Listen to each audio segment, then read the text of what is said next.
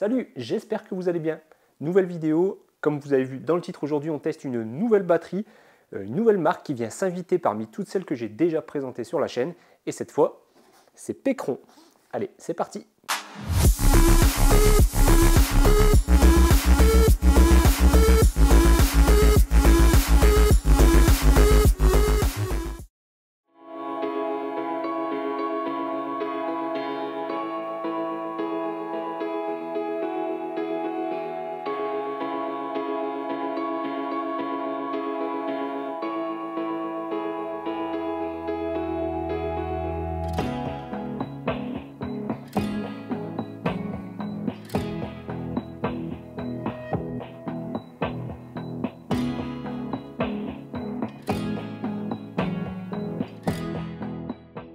Donc voilà la Pecron E600 LFP. Donc c'est bien précisé ici sur la gauche de la batterie. Donc c'est une batterie de 614 Wh en capacité de stockage.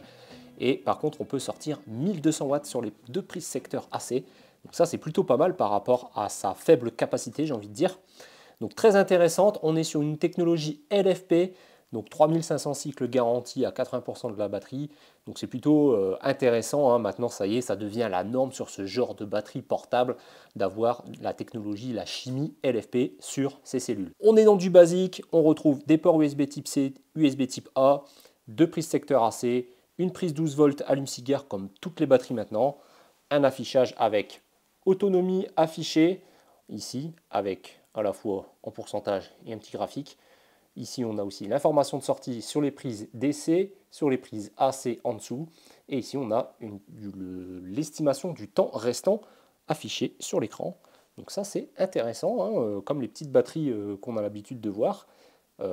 Parfois, on ne l'a pas. Là, on l'a. Ça, c'est cool. Donc, au niveau des ports USB, on retrouve deux ports USB type A de 18 watts et deux ports USB type A, un de 100 watts et un de 16 watts. Donc ça, c'est pas mal, 100 watts, hein, vraiment maintenant pour moi, ça devient indispensable sur ce genre de batterie. Ensuite, on retrouve deux prises secteur AC. Au-dessus, on retrouve un chargeur sans fil de 15 watts. Et au niveau de l'écran, on a pas mal d'affichages intéressants.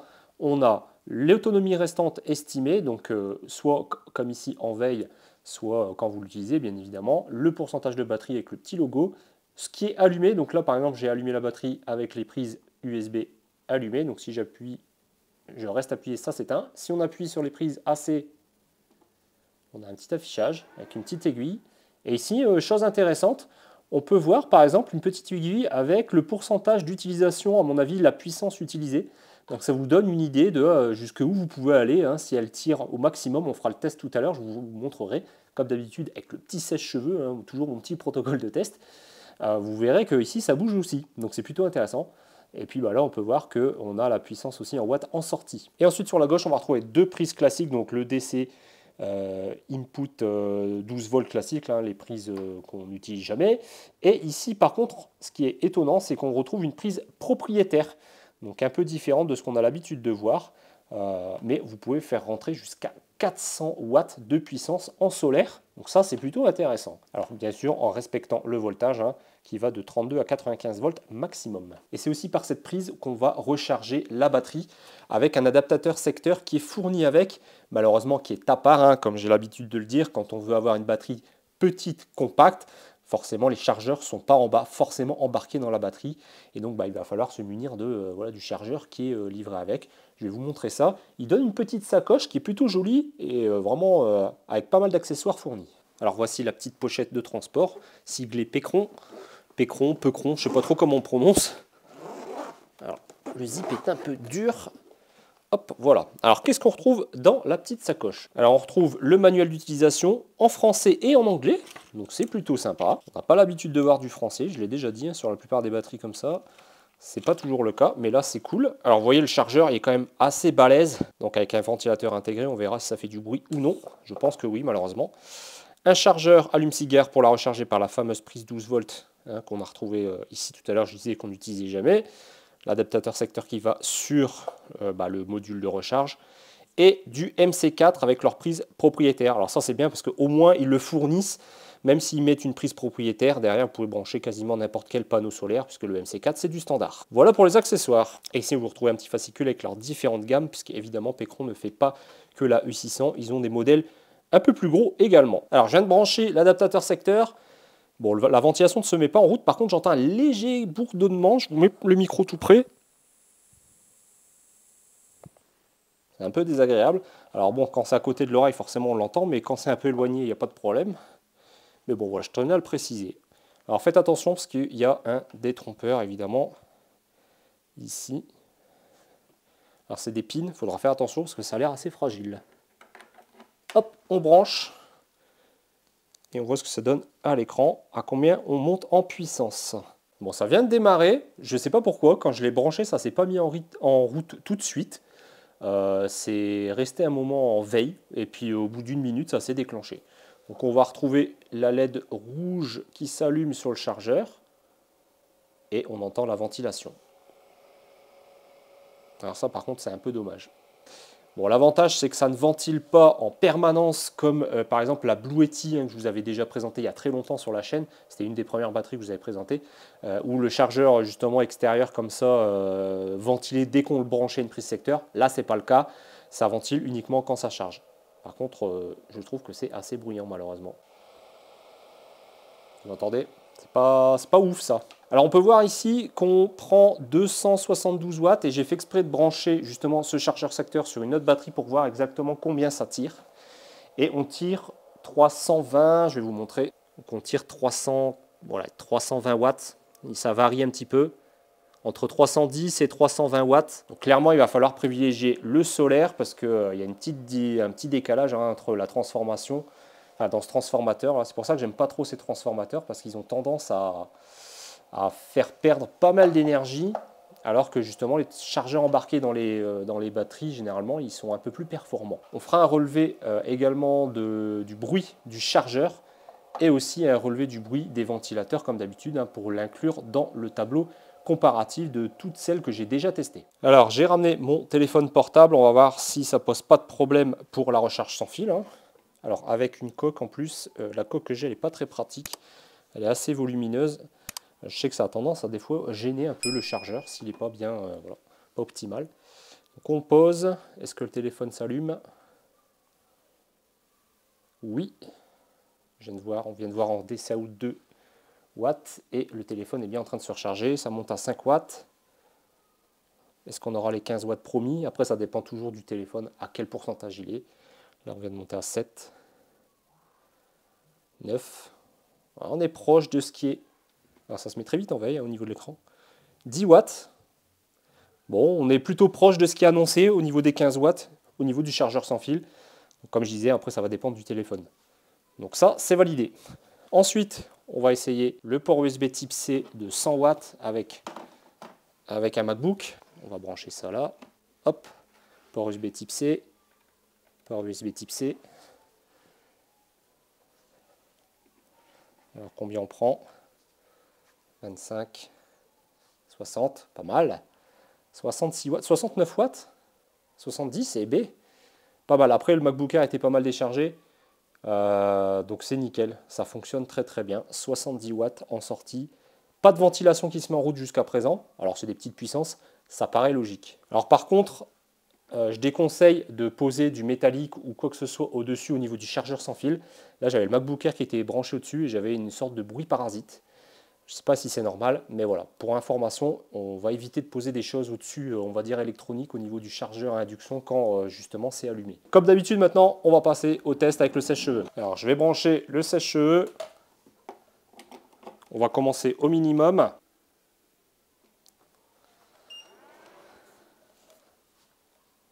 Alors, j'ai coupé les DC, je mets que les AC en route. Allez, on allume. C'est parti pour le premier niveau.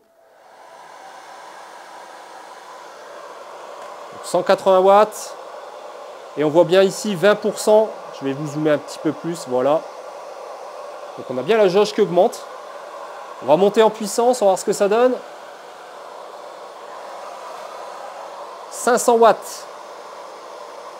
Même quasiment 600. Et ça tient là. Donc là, on est bien passé à 50%. Et si je pousse à fond le chauffage du sèche-cheveux, 1400. Alors elle est annoncée pour 1200 watts de puissance normalement. Ça tient. Elle ne se met pas en défaut pour le moment. J'entends pas la ventilation de la batterie se mettre en route. Donc là, ici, il nous annonce 23 minutes restant d'autonomie. Bah écoutez, on n'est pas trop mal, hein. Ouais, on est vraiment pas mal. 1400 watts, là, ça tient sans problème. Elle se met pas en erreur, je suis bluffé. Bon, par contre, si on pousse encore plus, à mon avis, ça va être le cas. Non, même pas. Elle régule la puissance. Ah, c'est étonnant, ça. C'est la première fois que j'ai une batterie qui se comporte comme ça.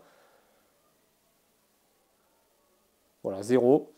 Vous avez vu, c'est elle qui a régulé la puissance à 1400 watts. Et elle ne délivrait pas plus dans le sèche-cheveux. Alors, c'est un sèche-cheveux, c'est normal. C'est une résistance. Donc, c'est peut-être pour ça qu'elle ne sortait pas plus que les 1400 watts. Mais je suis quand même bluffé qu'elle ait réussi à sortir 1400 watts sur les 1200 annoncés. Donc, vraiment, là, pour le coup, une très très bonne surprise de cette Pecron E600. Par contre, j'ai pas réussi à déclencher la ventilation. Donc, pour le bruit, pour l'instant, ça va être compliqué de faire le test. Je vais pousser ça un petit peu plus longtemps pour voir si ça vient à se mettre en route. Et si c'est le cas, j'essaierai de faire l'enregistrement audio. Mais comme d'habitude, ça va être une tannée à essayer de faire ça. Allez, on se reprend tout de suite après pour le test du bruit, hein, notamment du chargeur et puis d'elle si j'arrive à la déclencher. Et après, on passera au bilan. Alors, j'ai pas réussi à déclencher hein, la ventilation de la batterie. Je l'ai rechargé, je l'ai redéchargé complètement. Je déchargeais avec comment dire, un appareil croque-monsieur à plus de 700 watts. C'était autour des 680, quasiment 700 watts. Je l'ai quasiment vidé intégralement et je l'ai rechargé. J'ai recommencé, il me reste 39% et je suis toujours coincé. J'ai toujours pas de ventilation qui s'est déclenchée. Donc du coup, ce qu'on va faire, c'est qu'on va mesurer tout simplement le bruit du ventilateur du chargeur parce qu'à mon avis, c'est lui que vous allez entendre le plus souvent si vous voulez la recharger uniquement sur prise secteur, si vous n'avez pas par exemple de panneau solaire. Sachez quand même que ce chargeur, j'ai oublié de le préciser, ne charge qu'à 400 watts, pas plus, pas moins, c'est ce qui était annoncé.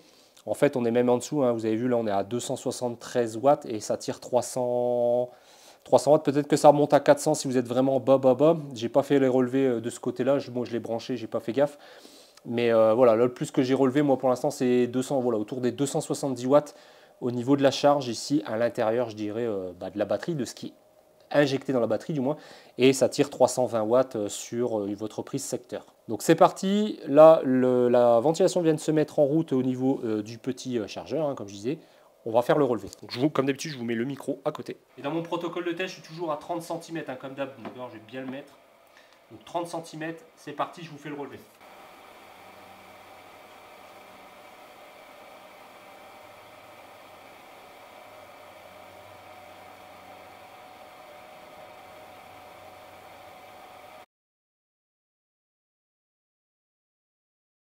Voilà, donc on arrive à la fin de la vidéo. Donc vous l'avez vu, hein, au niveau du son du ventilateur, on est du chargeur hein, uniquement, on est proche des 50 décibels.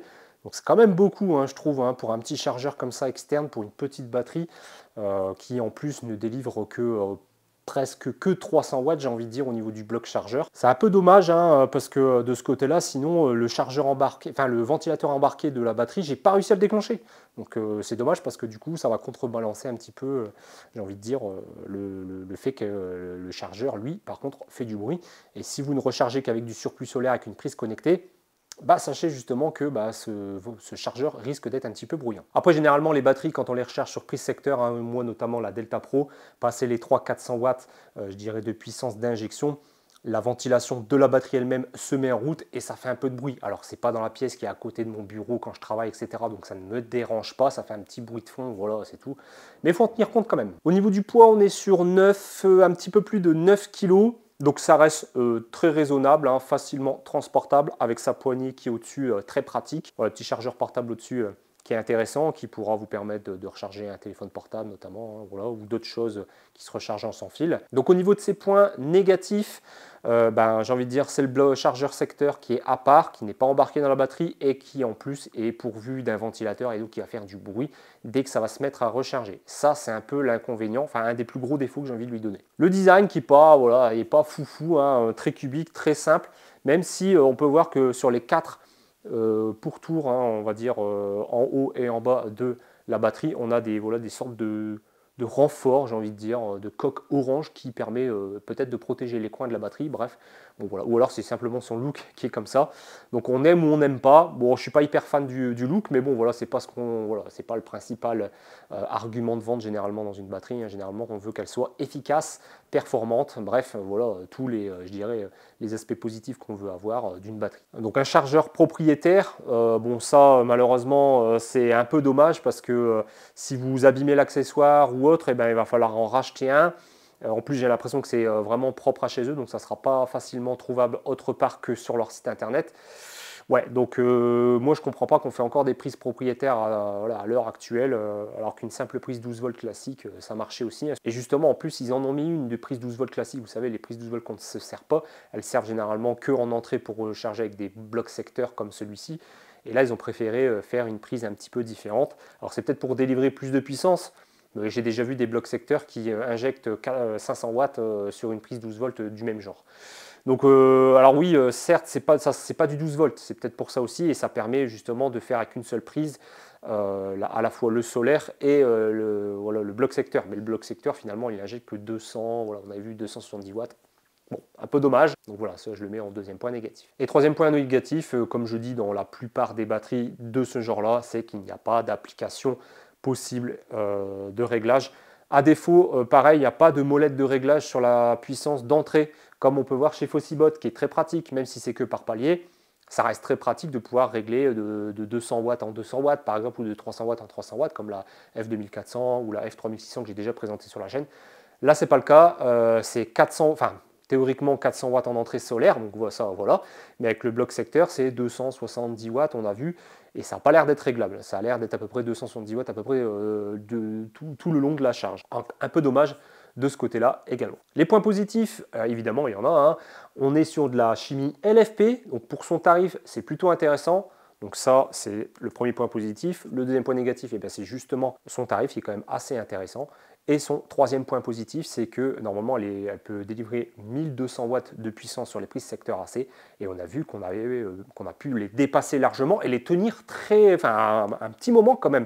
Donc je ne préconise pas de tirer dessus comme ça tout le temps. Mais voilà, si vous avez un petit appareil où vous avez besoin d'un pic de puissance jusqu'à 1400 watts, ça sera possible. J'ai même pas réussi à la mettre en défaut. Alors évidemment, j'avais utilisé un appareil résistif comme un sèche-cheveux, donc forcément ça a régulé la puissance, mais si j'avais utilisé autre chose, genre un micro-ondes, un truc comme ça qui arrive à 1500 voire 2000 watts, bon, ça l'aurait mis en défaut évidemment. Et puis bon, voilà, le petit chargeur USB, enfin le petit chargeur induction au-dessus. Voilà, c'est utile ou non, ça dépend de l'utilité que vous allez en avoir. Hein. Il y en a, ça leur servira pas du tout parce que ils n'auront pas l'utilité d'avoir une batterie comme ça à côté d'eux pour recharger leur téléphone. Mais ça peut servir, ça peut dépanner. Et puis sa taille, hein, mine de rien, elle est assez compacte, hein, 600 Wh de stockage. Alors on n'est pas encore au niveau de ici la Foxteon 1200 hein, qui était vraiment, elle, très compacte, qui avait 1 kWh de stockage. Mais il faut rappeler quand même qu'ici on est sur du LFP, alors que là on est sur du NMC. Et oui, le LFP ça prend toujours plus de place que du NMC, je le répète. Et si on veut des batteries compactes, très compactes, on n'a pas le choix, on est obligé d'utiliser du NMC. Donc forcément là on est sur quand même quelque chose de relativement compact, parce qu'il n'y a pas le chargeur embarqué, et c'est ce qui va faire justement qu'elle est plus petite que certaines qui ont les mêmes caractéristiques, hein, j'ai envie de dire en LFP à 600 Wh.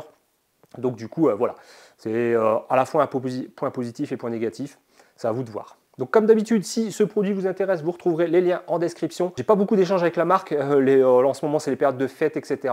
Je vais voir si je peux avoir un code promo à vous proposer. J'espère que oui, hein. Normalement comme d'habitude, j'essaie de négocier ça pour vous.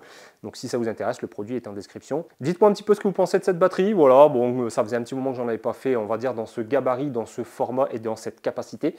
Les dernières que j'avais présentées, elles étaient assez volumineuses, hein, notamment la F3600, qui d'ailleurs vous avait plu, hein, mine de rien. Et en plus, surtout en ce moment, à Noël, alors la vidéo sortira certainement après, mais pendant les fêtes de Noël, il y a eu pas mal de promos hein, sur le site Geekbuying, sur le site AllPower, je pense à AllPower, ils avaient fait des super promos. Normalement, je vous avais communiqué sur mes réseaux sociaux et aussi dans la partie communauté, l'onglet communauté de ma chaîne YouTube. Donc n'hésitez pas à aller voir dans l'onglet communauté de ma chaîne. Hein. Je poste régulièrement des petites news comme ça, des bons plans, des promos, etc. pour essayer de vous faire de vous en faire en profiter et pas attendre que je fasse une vidéo pour en parler parce que des fois j'ai pas toujours le temps. Voilà, et en tout cas si vous voulez revoir mes anciennes vidéos ou les autres accessoires, batteries, etc., panneaux solaires que j'ai déjà testé sur la chaîne, et ben ça se passe dans la description ou aller faire un petit tour justement sur ma chaîne YouTube pour aller voir les autres vidéos. Mais sinon, si ce genre d'article vous plaît, vous pouvez aller voir aussi tous les autres bons plans sur mon site internet. Il y a plein de bons plans, plein de sites et de choses intéressantes avec des codes promo. Je vous laisse aller voir tout ça, c'est en description. Voilà, on se dit donc à très bientôt pour une prochaine vidéo. Salut tout le monde.